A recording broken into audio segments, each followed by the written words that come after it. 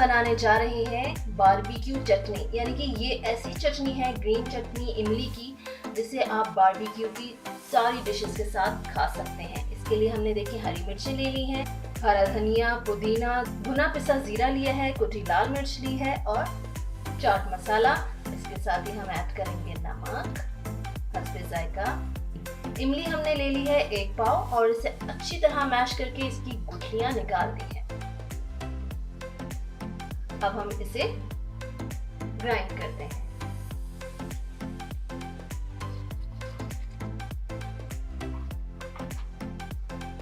इमली, हरा धनिया, पुदीना, हरी मिर्चें और सारे मसाले डाल के हमने थोड़ा सा पानी ऐड किया है और अब इसको गैप करके ग्राइंड करेंगे।